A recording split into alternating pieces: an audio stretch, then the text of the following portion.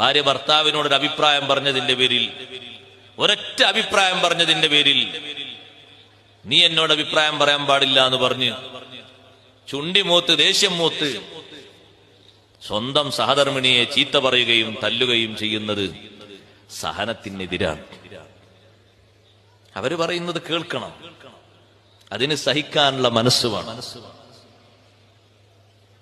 അവരഭിപ്രായങ്ങൾ കേൾക്കണം, അവരുടെ അഭിപ്രായങ്ങൾ ചോദിക്കണം.